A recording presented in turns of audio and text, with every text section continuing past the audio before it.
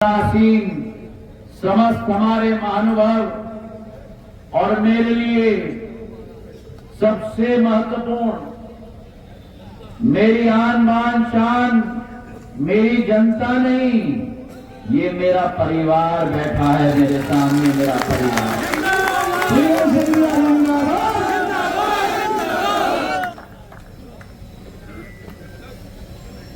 अमरीश जी ने और राकेश जी ने ठीक कहा।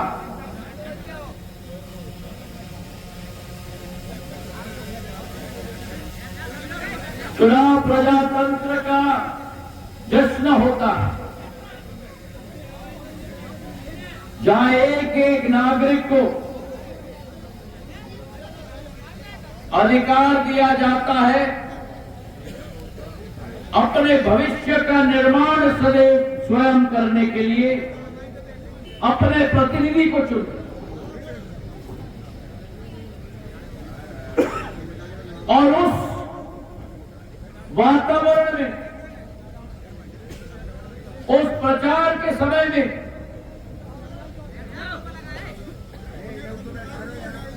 प्रदेश और संभाग से देश विदेश से लोग आते हैं यहां। मैंने आपको चुनाव के समय में भी कहा था, ये चुनावी समर है और इस चुनावी समर में अनेक पंछियां यहां बसेरा करने आएंगी।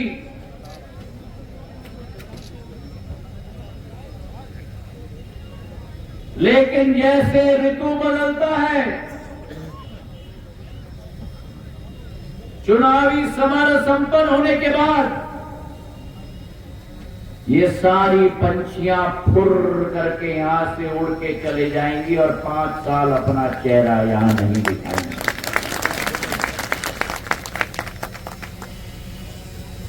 और मुझे याद है उस लहर के मंच पर मैंने संकल्प लिया था आपके सामने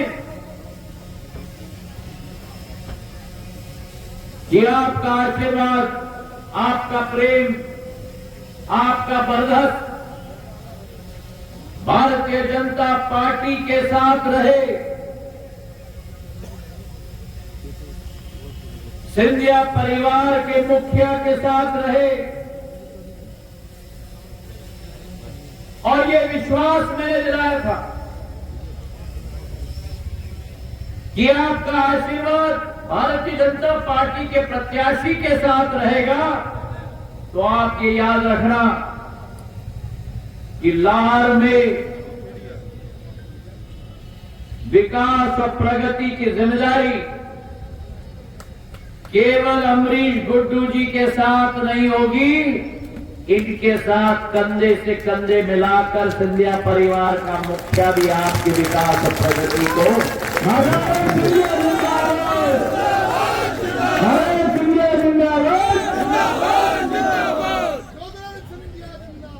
33 साल का इतिहास,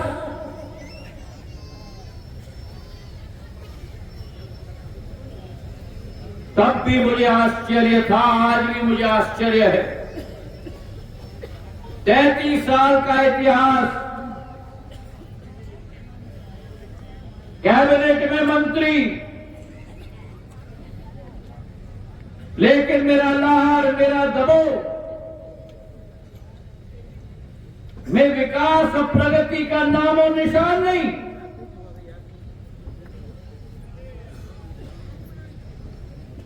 आज जब यहां गाड़ी से मैं प्रस्थान कर रहा था, मैंने देखा कि अच्छे सफेद पोताई के साथ इमारत बने हुए रास्ते में,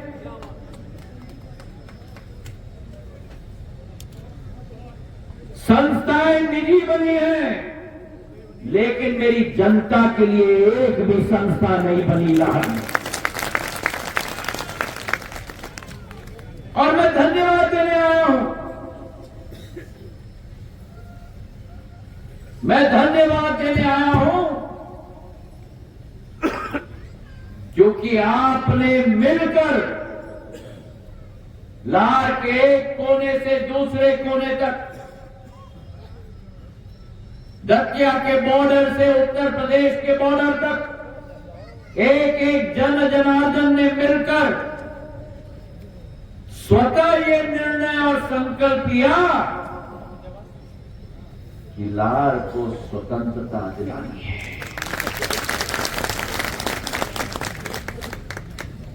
और मैं रेडी हूं, मैं धन्यवाद अर्पित करना चाहता हूं और ये विश्वास भी दिलाना चाहता हूं और संध्या जी से निवेदन करना चाहता हूं, अमरीश जी से निवेदन करना चाहता हूं, लार के प्रगति और विकास के लिए देवेंद्र जी आज से भी निवेदन करना चाहता हूं जिलाध्यक्ष होने के नाते, स्थानीय स्तर पर एक टीम बने, सभी हमारे मेहनत कश कार्यकर्ताओं की लार की जनता के साथ चर्चा हो और एक मानचित्र बने विकास और प्रगति की। और मैं विश्वास दिलाता हूं कि आपके साथ कंधे से कंधे मिलाकर इस क्षेत्र की विकास और प्रगति में पूर्ण रूप से करने की कोशिश करें।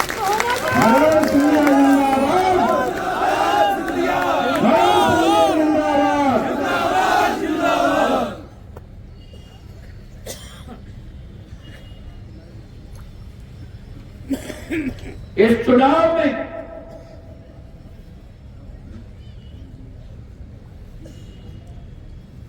बहुत कुछ मैंने सुना,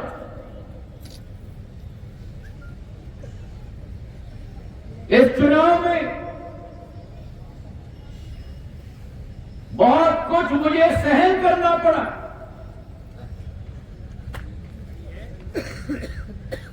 इस चुनाव में मेरे परिवार के बारे में भी बहुत कुछ कहा गया और मैंने जवाब में एक ही चीज कहा था उन लोगों को कि मेरा रिश्ता राजनीतिक रिश्ता नहीं है, ये शरीर के अंदर जो दिल धड़कता है वो मेरे ग्वालियर, चंबल अंचल और मध्य प्रदेश के लिए धड़कता है। इस शरीर के अंदर जो रक्त का संचार होता है, वो रक्त का संचार मेरे पूर्वजों से आज तक और आने वाले जितनी भी पीढ़ियां हैं वो ग्वालियर, चंबल संभाग और मध्य प्रदेश के लिए समर्पित हैं। और मैंने एक ही चीज मन से कहा था कि इनको जो भी कहना है कहने दो, जितना भी विष उगलना है उगलने दो,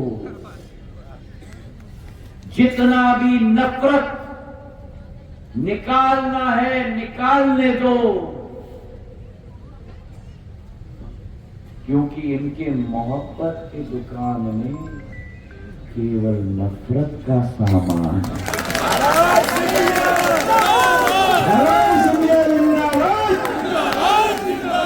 इनके मोहब्बत की दुकान में केवल नफरत का सामान है।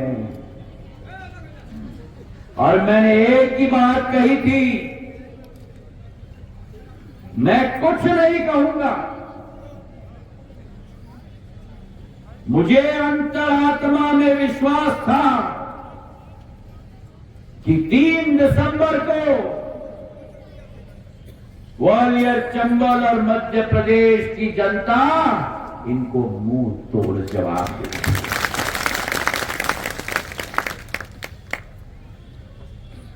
सत्य का पथ आसान नहीं होता, सेवा का पथ आसान नहीं होता,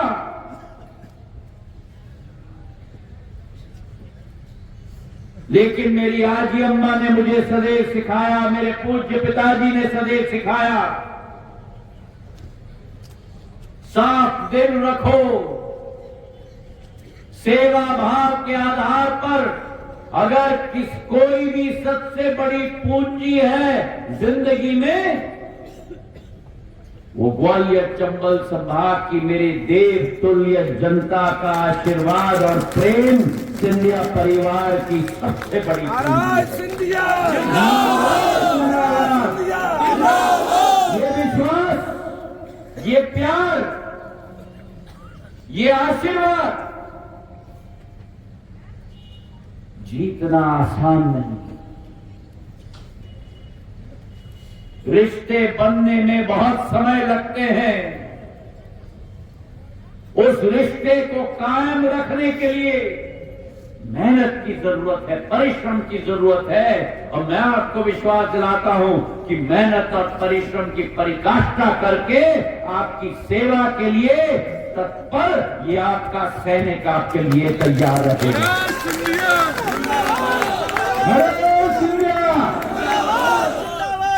चुनाव संपन्न हो जाता है।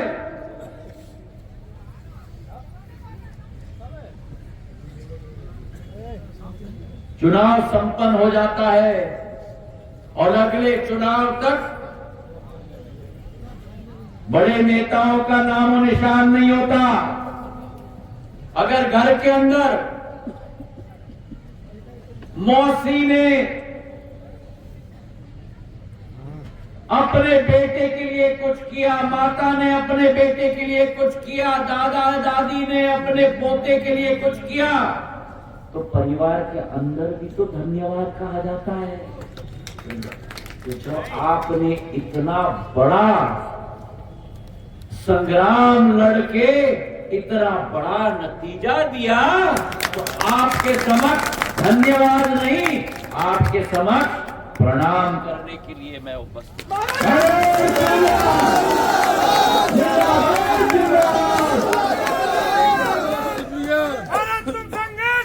हम तुम्हारे साथ हैं और ये विश्वास मैं आपको दिलाना चाहता हूं। हमारे प्रदेश के मुख्यमंत्री मोहन यादव जी, उनमें एक संकल्पता है विकास के प्रति, उनमें एक विश्वास है प्रगति के प्रति, उनमें एक दृढ़ता है गरीबों के उत्थान के प्रति। और हमारी डबल इंजन की सरकार है। केंद्र सरकार में मोदी जी, प्रदेश में मोहन यादव जी, ये डबल इंजन की सरकार इस मध्य प्रदेश को राष्ट्र पटल पर उभारने का कार्य करेगी। मैं आपको विश्वास दिलाता हूं। और वैसे भी हम लोग तो, मध्य प्रदेश की जनता देश के हृदय स्थल में स्थापित है। हमारी वजह से ही दिल धड़कती है देश की। तो इस प्रदेश को उस ऊंची चोटी तक पहुंचाने के लिए दिन रात ये पूरी टीम मुख्यमंत्री के साथ मिलकर कार्य करेगी। ये विश्वास मैं आपको दिलाता हूं। आज धन्यवाद के साथ साथ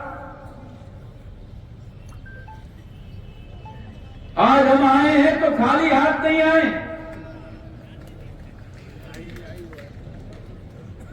22 जनवरी 2024 ये लाहौर के लिए अकेले महत्वपूर्ण दिवस नहीं है, ये भिंड जिले के लिए महत्वपूर्ण दिवस नहीं है, ये ग्वालियर चंबल संभाग के लिए महत्वपूर्ण दिवस नहीं है, ये मध्य प्रदेश के लिए महत्वपूर्ण दिवस नहीं है, ये पूरे भारतवर्ष के लिए महत्वपूर्ण दिवस नहीं है, ये तो पूरे विश्व के लिए महत्वपूर्ण दिवस है।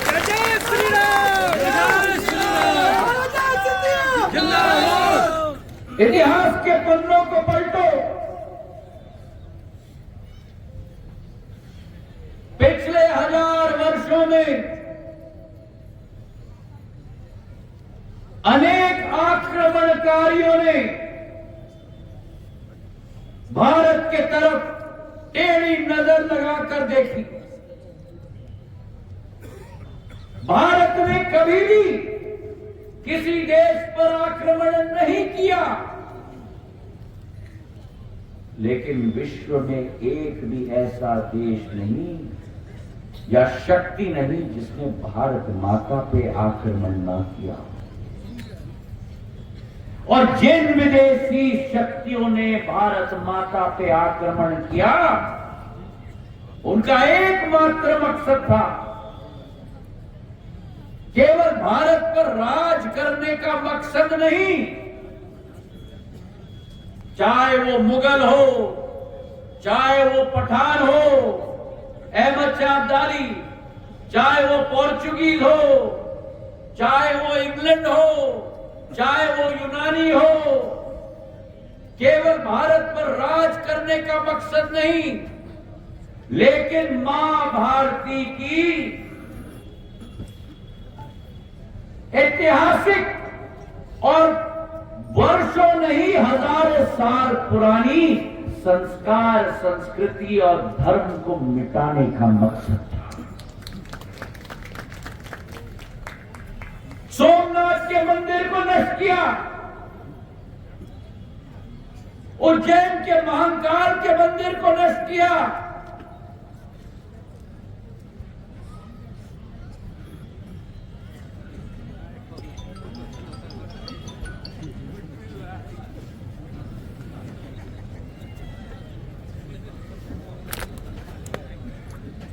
उज्जैन के महाकाल के मंदिर को नष्ट किया, सोमनाथ के मंदिर को नष्ट किया, काशी विश्वनाथ के मंदिर को नष्ट किया, अयोध्या धाम को 1528 में नष्ट किया। उनका मकसद था कि भारत के नागरिकों में से भारत के काम मिटानी होगी, पर वो लोग भूल गए कि ये साधारण माटी नहीं है, ये मां भारती की माटी है। और मां भारती की माटी में युग युग कालांतर तक ऐसे सुपुत्र और सुपुत्री पैदा होंगी जो मां भारती को दोबारा विश्व पटल पर स्थापित करेंगे। और आज भारत के अंदर केदारनाथ और बद्रीनाथ को देखो, उज्जैन के महाकाल लोक को देखो, काशी विश्वनाथ के मंदिर को देखो, और कल भगवान श्री राम अयोध्या नरेश पुरुषोत्तम भगवान श्री राम वापस अयोध्या पधारे हैं।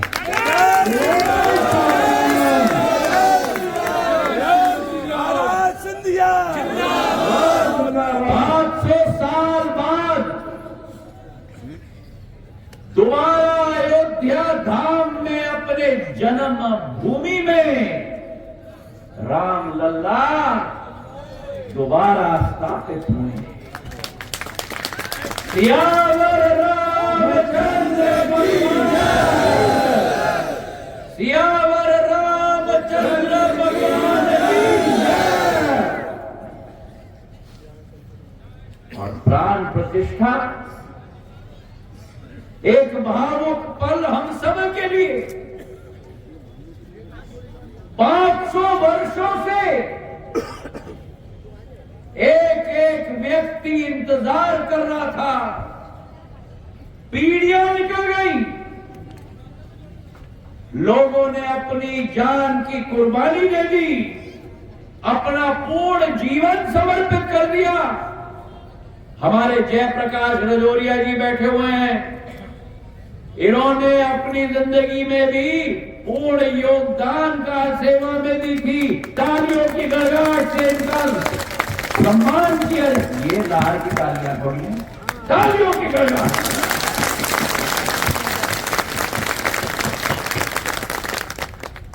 मेरी आजी अम्मा राजमाता साहब ने इस पूर्ण अभियान में महत्वपूर्ण योगदान दिया। एल.के. आडवाणी जी, मुरली मनोहर जोशी जी, उमा भारती जी और हमारे यशस्वी प्रधानमंत्री, वो रथ यात्रा जो सोमनाथ से अयोध्या तक निकली थी, सारथी के रूप में आडवाणी जी के साथ खड़े थे पूरे यात्रा में मेरे भाई और बहनों। हजारों लाखों देश के वासियों का संकल्प पूरा करने के लिए, हजारों देशवासियों के सपनों को पूरा करने के लिए पंत प्रधान ने अपना संकल्प बना लिया। और जब प्रधानमंत्री नरेंद्र मोदी जी एक बार आपके सपनों को अपना संकल्प बनाते हैं तो ना दिन देखते हैं ना रात देखते हैं, जब तक उस संकल्प को सिद्धि के रूप में परिवर्तित न कर पाए। तो कल का दिवस हम सौभाग्यशाली हैं कि हमने अपने जीवन काल में इन दोनों के साथ, इन आंखों के साथ वो दृश्य देखने को मिला। आने वाली पीढ़ियां केवल वो मंदिर में दर्शन कर पाएंगी, पर प्राण प्रतिष्ठा का कार्यक्रम जो हिंदू धर्म में सबसे पवित्र कार्यक्रम होता है, वो केवल इस देश की इस पीढ़ी ने देखा है मेरे भाई और बहन। अब प्रश्न उठता है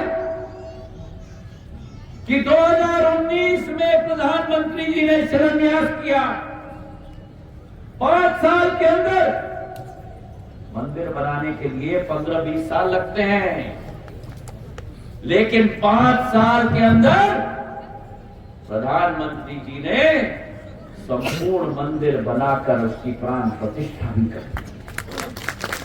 और आपने भी टीवी पे देखा होगा, कितने लोगों ने टीवी पे देखा, हाथ उठाओ। क्या भव्य मंदिर, गर्भगृह में जो संगमरमर का जो नक्काशी, मैं गर्व से मेरी छाती फूल जाती है कि शायद विश्व में ऐसा कोई और मंदिर नहीं जो राम लाला के मंदिर में इतना सुंदर नक्काशी गर्भगृह में किया जाए। इतनी सुंदर मूर्ति, दक्षिण भारत संगम, एक भारत श्रेष्ठ भारत, मंदिर उत्तर भारत अयोध्या धाम में, मूर्ति दक्षिण भारत की, एक भारत श्रेष्ठ भारत की सोच और विचारधारा, और वो उज्ज्वलता उस काले पत्थर की मूर्ति में आप अगर यहां से झांक लो तो मन प्रफुल्लित हो जाए और आशीर्वाद ग्रहण हो जाता है। जय श्री राम। अरे नारे लगाओ तो थोड़ा बुलंदगी से लगनी चाहिए। जय श्री राम।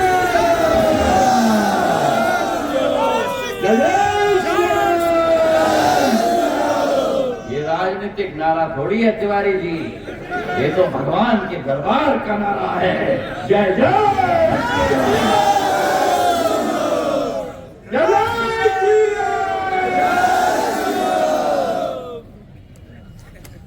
आभूषण राम लल्ला के, इतने सुंदर आभूषण,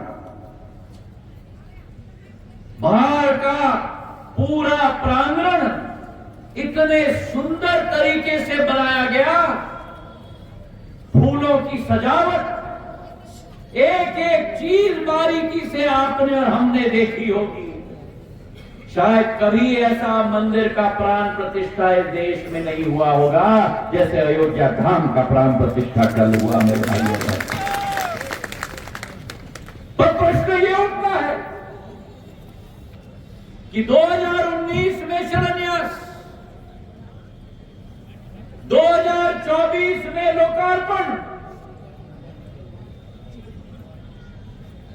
अब क्या?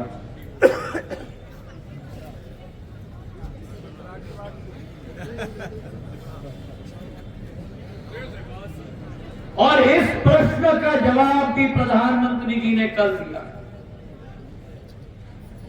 विश्व में आज 9 साल के नेतृत्व के अनुसार आज भारत विश्व पटल पर नक्षत्र की तरह उजागर हो रहा है। और आज हमें प्रण लेना होगा, आज मतलब कल 22 तारीख को, कि भगवान राम को पूर्ण स्थापित अयोध्या धाम में तो हमने कर लिया, लेकिन असली भक्ति भगवान राम के प्रति होगी जब देश के अंदर हम राम राज्य स्थापित करेंगे। जय श्री राम, जय श्री राम। और राम राज्य का मतलब क्या?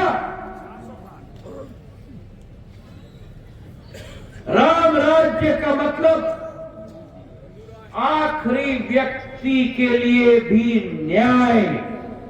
राम राज्य का मतलब कि आखिरी गरीब का विकास और प्रगति। राम राज्य मतलब सभी को साथ में लेकर समन्वय बनाकर भारत को विश्व गुरु के रूप में स्थापित करना होगा। राम राज्य का मतलब कि एक विकसित देश से, एक विकासशील देश से एक विकसित देश के रूप में भारत को परिवर्तित करना होगा। राम राज्य मतलब कि भारत को एक आत्मनिर्भर देश बनाना होगा। राम राज्य मतलब एक गरीब युक्त देश से मां भारती को एक गरीब मुक्त देश बनाना होगा मेरे भाइयों और बहनों। और आज इसलिए उसी उद्देश्य के साथ हमारे सामने विकसित भारत संकल्प यात्रा की बस आई है मेरे भाइयों और बहनों। ये भारत सरकार की योजनाओं की प्रचार की बस नहीं है, ये मोदी की गारंटी की गाड़ी है। ये मोदी की गारंटी की गाड़ी है। और मोदी की गारंटी मतलब मोदी की गारंटी को पूरा करने की गारंटी की गाड़ी है मेरे भाइयों और बहनों। जिस देश में गरीबों के बारे में सोचा नहीं जाता था, गरीबों के लिए कार्य नहीं किए जाते थे, नारे लगाए जाते थे, गरीबी हटाओ, गरीबी हटाओ, गरीबी हटाओ। 65 वर्ष हो गए ये नारा सुनते सुनते।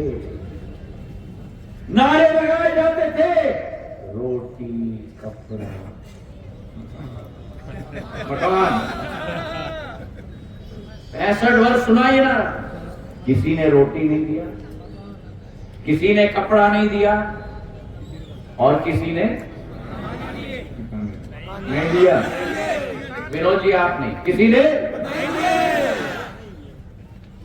गरीबी हटाओ, रोटी, कपड़ा और मकान।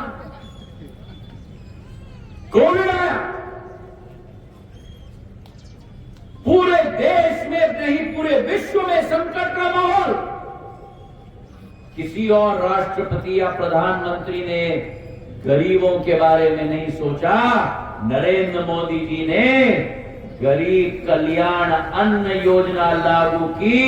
80 करोड़ देश के गरीबों के घर पर अनाज पहुंचाने का कार्य भारत सरकार नरेंद्र मोदी ने।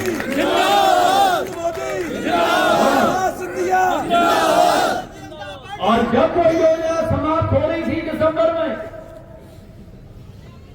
प्रधानमंत्री जी ने गुनाह से ऐलान किया था कि देशवासियों चिंता न करें, प्रधानमंत्री गरीब कल्याण अन्न योजना 5 साल और चलेगी। 80 करोड़ गरीबों को खिलाने का काम और पेट भरने का काम मोदी सरकार करवाएगी मेरे भाइयों। उज्ज्वला योजना आज इस मंच से हमने मेरे बहनों को दिया किसी ने महिलाओं के बारे में नहीं सोचा कि गांव में लकड़ी इस्तेमाल करके, गोबर इस्तेमाल करके, फूंक फूंक के 2 दिन 2 वक्त की रोटी बनाने का कार्य करती हैं। किसी ने सोचा तो केवल उस प्रधान सेवक ने सोचा जहां महिलाओं को चूल्हा देने का कार्य और महिलाओं को गैस देने का कार्य, ताकि उनकी स्वास्थ्य की सुविधा और सुरक्षा प्रधानमंत्री नरेंद्र मोदी जी ने की। 9 साल के अंदर 10 करोड़ मेरी महिलाओं को उज्ज्वला का कनेक्शन दिया गया है मेरे भाइयों। और प्रधानमंत्री आवास योजना 65 वर्षों में 3 करोड़ घरों पर 3 करोड़ घर बने हैं 65 वर्षों में, 65 वर्षों में।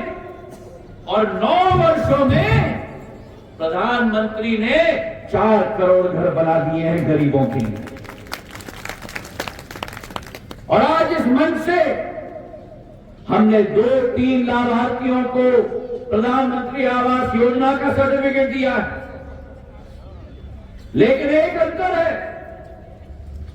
पहले जो पुरुषों के हाथ में दिया जाता था मालिकाना हक और चाबी, 1 जनवरी से प्रधानमंत्री जी ने तय कर लिया है कि अब मालिकाना हक और चाबी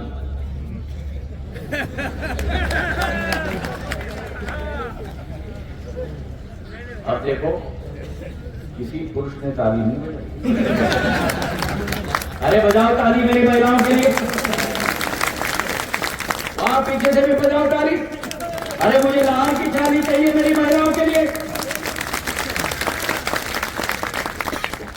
घर कौन चलाता है? कौन चलाता है? मेरी महिलाएं घर चलाती हैं। जमीन पुरुषों के नाम पर, ट्रैक्टर पुरुषों के नाम पर, स्कूटर पुरुषों के नाम पर, बिजली का कनेक्शन पुरुषों के नाम पर। तो महिलाओं के नाम पे घर होना चाहिए कि नहीं? इतने दब के क्यों कह रहे हो? और जोर से बोलो, जोर से बोलना, नहीं तो घर में 2 वक्त की रोटी नहीं बनने वाली, सुन लेना। तो बजाओ ताली। हाँ,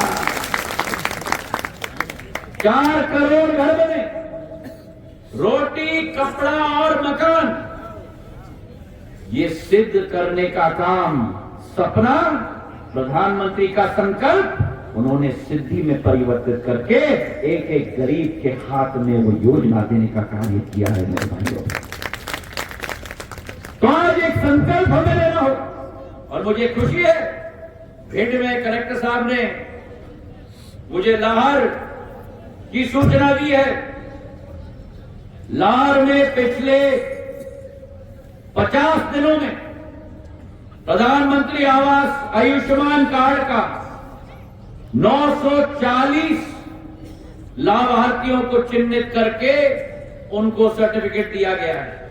अन्न योजना में 607 लाभार्थी, पीएम आवास योजना में 2723 लाभार्थी, प्रधानमंत्री किसान सम्मान निधि में 1724 लाभार्थी, स्वास्थ्य परीक्षण जब ये गाड़ी मोदी की गारंटी की गाड़ी गई 8540 केवल लाहौर विधानसभा में। तो इसका मतलब क्या? 65 वर्ष आप लोग प्रशासन के चक्कर लगाते थे, प्रशासन के चक्कर लगाते थे, अपना एक लाभ और एक कार्य के लिए। मोदी जी की सरकार में आपको प्रशासन की चक्कर लगाने की जरूरत नहीं है, प्रशासन आपके दस्तक देने के लिए आपके दरवाजे पे पहुंच गया है मेरे भाइयों। ये अंतर है मोदी जी की सरकार में, और इसलिए आज एक संकल्प हमें लेना होगा, एक संकल्प हमें लेना होगा कि तीसरी बार, अरे जोर से बोलो, तीसरी बार मोदी सरकार, तीसरी बार मेरी अम्मा मोदी सरकार, और मेरी महिलाएं केवल बोलेंगी तीसरी बार मोदी सरकार, तीसरी बार मोदी सरकार, तीसरी बार मोदी सरकार, तीसरी बार मोदी सरकार, तीसरी बार मोदी सरकार। हाथ उठाकर संकल्प लो मेरे साथ और बोलो मेरे साथ, सियावर रामचंद्र की जय, सियावर रामचंद्र भगवान की जय, सियावर रामचंद्र भगवान की जय। बहुत बहुत धन्यवाद। जय हिंद। महाराज